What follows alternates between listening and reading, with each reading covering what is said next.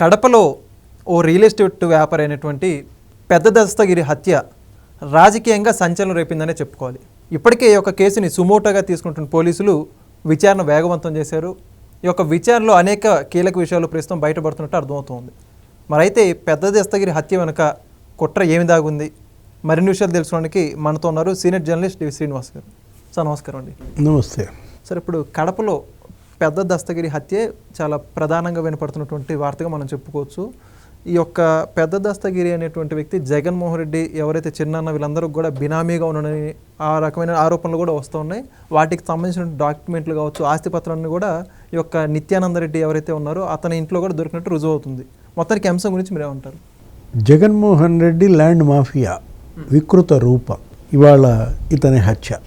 ఇది పెద్ద దస్తగిరి హత్య అంటే ఈ మాఫియా ఎంత పేట్రెగిపోయింది, ఏ విధంగా వందల వేల ఎకరాలు కబ్జాలు చేశారు, చివరికి హత్యలకే తెగబడ్డారు. అంటే ల్యాండ్ మాఫియా అనేది అప్పట్లో ఆ 5 ఏళ్లలో ఆంధ్రప్రదేశ్లో భూ బకాసురులు ఎక్కడికక్కడ ప్రతి గ్రామంలో ఒక బకాసురుడు.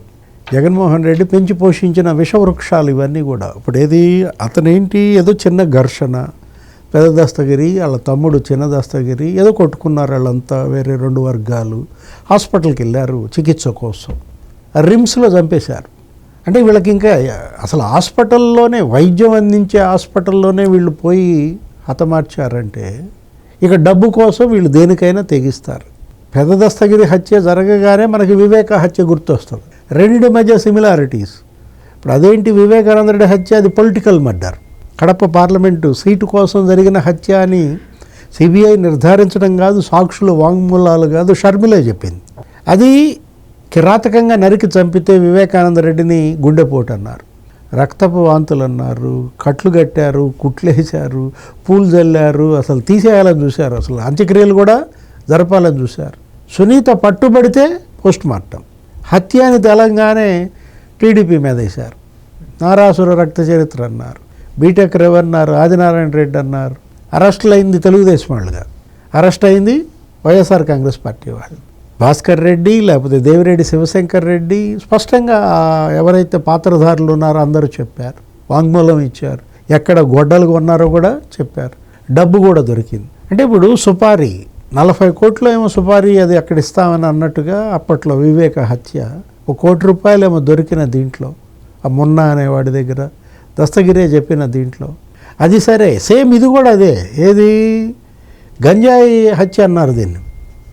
కట్టుకథలు ఎలా చెప్పారంటే వాళ్ళ మీడియాలో, సాక్షి ఛానల్లో, పత్రికలో ఇది రియల్ ఎస్టేట్, ఇది మాఫియా హత్య. ఇప్పుడు మరి ఇంట్లో సోదాలు చేస్తే దస్తగిరి ఇంట్లోనే నీకు 100 కోట్ల విలువైన డాక్యుమెంట్స్ పట్టుబడ్డాయి. అరే 145 ల్యాండ్ డాక్యుమెంట్స్ దొరికాయంటున్నారు. భూ లావాదేవీల పత్రాలు సోదాల్లో మృతుడి ఇంట్లో 145 దొరికాయంటే 100 కోట్ల విలువైన భూమి అంటే అతను ఎవరు? Deputy mayor. అతని కోసం వేట. కడప డిప్యూటీ మేయర్ నిత్యానంద రెడ్డి, మీరు చెప్పారు ఇందాక, లుకౌట్ ఏదో జారీ చేసినట్టున్నారు. అతని ఇంట్లో కూడా సోదాలు చేస్తున్నారు. అంటే ఒక మున్సిపల్ కార్పొరేషన్ డిప్యూటీ మేయర్ ఇన్ని 100 కోట్ల భూములు కబ్జా చేశారంటే కడప మేయర్ సురేష్ రెడ్డి, అది కూడా అతని పదవి ఇచ్యుతి, అతన్ని తీసేసినట్టున్నారు. అతనే మున్సిపాలిటీ కార్పొరేషన్లో కాంట్రాక్టులు చేయటం. నువ్వు చైర్మన్గా ఉంటూ నీ కంపెనీ వర్క్లు ఎలా చేస్తుంది?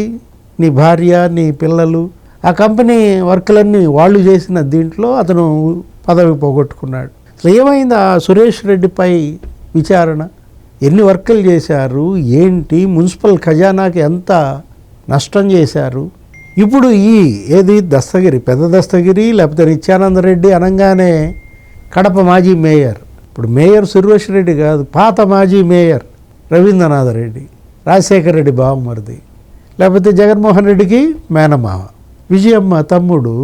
అతను ఇవాళ అతని పాత్ర వివాదాస్పదం. ఈ హత్య వెనుక అతని హస్తం ఉందని మీడియాలో ప్రచారాలు. ఎక్కడున్నాడు రవీంద్రనాథ్ రెడ్డి? పరారి. అతను కూడా జగన్ మేనమావ, ఆయన పేరు మీద కూడా లుకౌట్ ఇవ్వాలా? అంటే రవీంద్రనాథ్ రెడ్డి ఆ డాక్యుమెంట్స్ దొరికిన వాటిల్లో అతని కుమారుడు, అతని భార్య, మరి కమలాపురం మాజీ ఎమ్మెల్యే, వాళ్ళకి సంబంధించిన దస్తావేజులు వచ్చాయని కొన్ని మీడియా కథనాలు చెప్తున్నాయి. అప్పుడు రాజశేఖర రెడ్డి ముఖ్యమంత్రిగా ఉన్నప్పుడు ఆర్బీ అంటే రాజుగారి బావమరిది. ఇది రవీంద్రనాథ్ రెడ్డి ఎలా వాళ్ళ బావ రాజశేఖర రెడ్డిని అడ్డం పెట్టుకుని బుగ్గవంక ఆక్రమణ కబ్జా, బుగ్గవంక కబ్జా చేసి థియేటర్లు కట్టాడు, సినిమా థియేటర్లు. అంటే ఇప్పుడు బుగ్గవంక అదేంటి, అది సుందరీకరణ, దాంట్లో వెడల్పు చేయాలని రోడ్డు 45 అడుగులు రోడ్డు అయితే ఇక్కడికి వచ్చేసరికి థియేటర్ల దగ్గరికి వచ్చేసరికి రోడ్డు విస్తరణ 25 మీటర్లకు అయిపోయింది.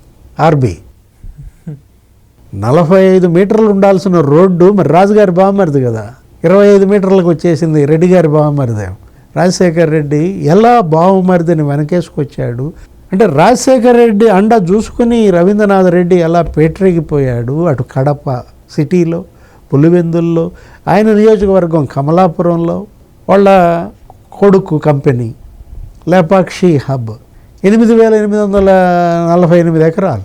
ఆ లేపాక్షి హబ్ ఆ భూములేంటి, అదొక పెద్ద స్కామ్. లేపాక్షి సెజ్ అది కూడా ఉంది ఈ క్విడ్ ప్రోకో 1.0లో జగన్మోహన్ రెడ్డి పై కేసుల్లో. ఆ భూములు ఎట్లయినా ఇప్పుడు కూడా మొన్న కూడా ఒక తెర తీశాడు, స్వాహా చేయాలని, కబ్జా చేయాలని, కొడుకు కంపెనీకి వాటిని కట్టబెట్టాలని, 500 కోట్లకి ఏదో మాఫీ చేసుకోవాలని చూసిన పరిస్థితుల్లో వేల కోట్ల విలువైన భూములు అంటే దివాళా పిటిషన్ కింద వేసి ఇంతకైతే మేము ఆక్షన్లో కొంటామంటూ మసిబూసి మారేడుకాయ చేసి ల్యాండ్ బ్యాంక్ అంతా కొట్టేయాలని చూస్తే ప్రస్తుతానికి ఏదో ఆగినట్టు. హైదరాబాదులో అతని ఆక్రమణలు, కబ్జాలు. అప్పుడు రాజశేఖర రెడ్డి ముఖ్యమంత్రిగా ఉన్నప్పుడు వైవి సుబ్బారెడ్డి కూడా ఎడా పెడా ఎన్ని భూములు కబ్జా చేశారు. వీళ్ళు కబ్జా చేసిన భూముల కోసం రాజశేఖర రెడ్డి అప్పుడు ఔటర్ రింగ్ రోడ్ అష్టవంకర్లు తిప్పాడు అన్నారు. పాపం వీళ్ళ మేళ్ళు కోసం సుబ్బారెడ్డికిను మరి రవీంద్రనాథ్ రెడ్డి ఈ చుట్టాలు, ఈ బంధువులు, అనుచరులు, రాజశేఖర రెడ్డి చెల్లెళ్ళు వీళ్ళ కోసం బెనిఫిట్ చేయడం కోసం అష్టవంకర్లు తిప్పి మురళీమోహన్ భూమి బాగొట్టాడు అన్నారు. పాపం ఆయన ఏం చేయలేక అటు హ్యాండ్స్ అప్. అంటే నేను గతంలో వచ్చిన మీడియా కథనాలు ఇవన్నీ కూడా ఏంటి, ఇవాళ అసలు అది కాదు. రవీంద్రనాథ్ రెడ్డి బాధితురాలు ఒక ఆమె సిటీలో, ఇక్కడే బంజారా హిల్స్లో పాపం ఆమె ఇల్లు కబ్జా చేశాడు. ఆమె గోల, ఆమె చంద్రబాబు దగ్గరికి వచ్చి మొరపెట్టుకుంది. రాజశేఖర రెడ్డి ముఖ్యమంత్రి, ఈయన ప్రతిపక్ష నాయకుడిగా వచ్చినప్పుడు తెలుగుదేశం పార్టీ కార్యాలయంలో ఎన్టీఆర్ భవన్లో, అరే సీఎం గారి బావమరిది ఏంటి, నా ఇల్లు కబ్జా చేయటం ఏంటి అని గోల గోల చేసి కోర్టుకు వెళ్ళి లీగల్ ఫైట్ మామూలుగా జరగల, ఆ ఇల్లు కూల్చేయాలని చూశాడు. అప్పుడు ఆ కోర్టుకు వెళ్ళేదో లీగల్ బ్యాటిల్ పాపం గెలిచినట్టుంది మొత్తానికి. ఎక్కడ ఈ పేదల భూములు కబ్జాలు చేయాలని చూశారు.